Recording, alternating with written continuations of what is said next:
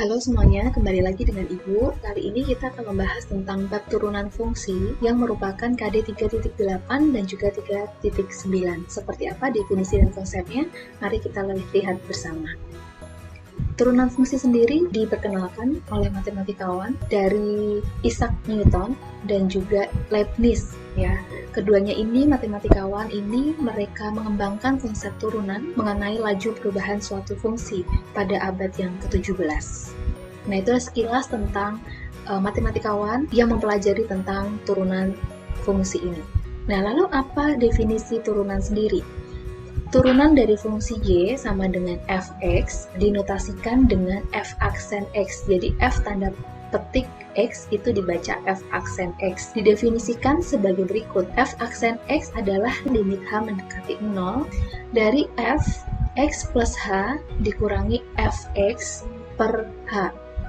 Nah, kemarin kita sudah belajar tentang limit, jadi untuk turunan ini sangat erat hubungannya dengan limit. Nah, turunan dari fungsi f atau y dinotasikan juga bisa dalam bentuk y aksen. Jadi tidak hanya dalam bentuk f aksen x, tapi juga dalam bentuk y aksen. Atau bisa juga sebagai dy per dx atau dfx per dx. Kenapa ada d di sini? Karena kata lain dari turunan adalah diferensial. Nah, diferensial inilah yang bisa kita gunakan juga dalam menotasikan turunan. Jadi dy per dx atau diferensial y per diferensial x. Nah, itu adalah untuk definisi turunan.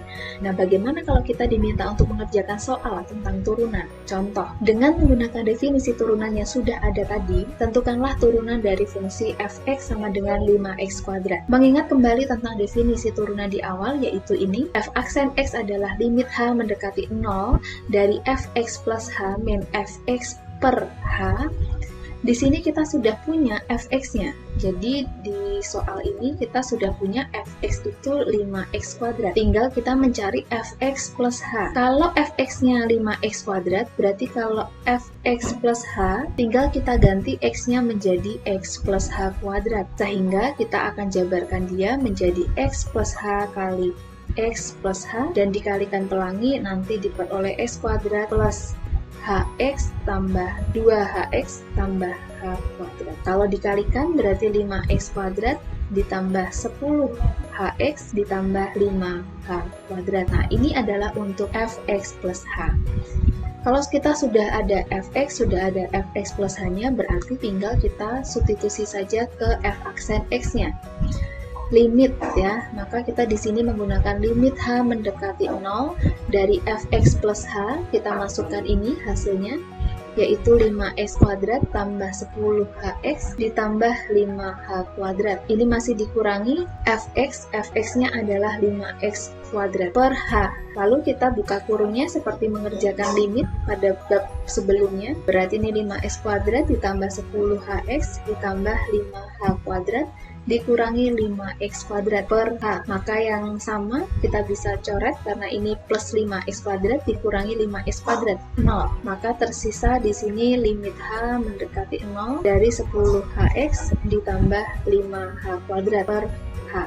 Kemudian kita akan memisahkan h-nya karena sama-sama punya h, kita faktorkan tinggal 10x ditambah 5h per h. H dengan h di atas dan di bawah bisa dicoret, maka hasilnya di sini adalah limit h mendekati 0 dari 10x ditambah 5h. Kalau kita substitusikan hanya 0, maka kita peroleh 10x tambah 5 kali 0, jawabannya 10x. Maka di sini kita peroleh kalau fx-nya 5x kuadrat, maka kita mendapat turunannya atau f aksen x adalah 10x. Nah, ini jawabannya. Kita berlanjut ke contoh yang kedua, di mana soalnya masih sama menggunakan definisi turunan. Kita diminta untuk mencari turunan fungsi fx sama dengan akar x. Mengingat kembali definisi yang sudah kita pelajari, lalu kita menuliskan di sini fx-nya sudah diketahui akar x. Tinggal kita mencari fx plus h-nya, berarti akar x plus h. Maka di sini kita bisa menuliskan f aksen x sama dengan limit h mendekati 0 dari fx plus h, berarti yang ini akar x plus h dikurangi dengan akar x per h. Nah, ingat kembali ketika kita mengerjakan limit, jika ada bentuk akar, maka kita akan merasionalkan dia dengan mengalihkan sekawannya. Nah, ini dikalikan dengan sekawannya. Maka yang bawah juga dikalikan dengan sekawan.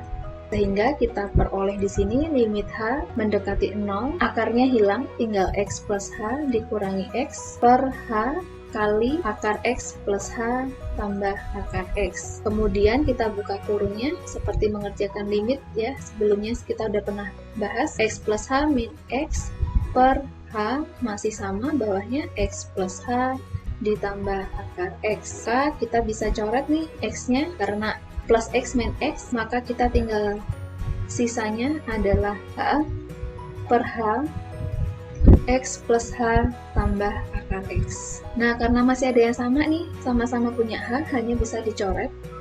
Maka tersisa limit H mendekati 0 dari 1 per akar X plus H ditambah akar X.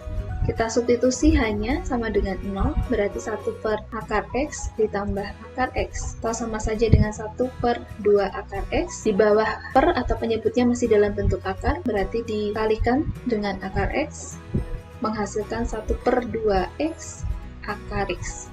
Nah, ini adalah turunan dari akar X ya. Jadi ini kalau kita punya fx-nya akar X, maka turunannya adalah 1 per 2X akar X. Kita ingat yaitu tentang sifat bilangan berpangkat. Sifat bilangan berpangkat ini ada 8 sifat, silakan nanti kalian baca ulang, ingat-ingat kembali, karena ini adalah sifat bilangan pangkat yang akan sering kita gunakan dalam pembahasan bab turunan fungsi. Nah, inilah pembahasan kita pada video yang pertama ini. Terima kasih, sampai jumpa lagi. Tuhan memberkati.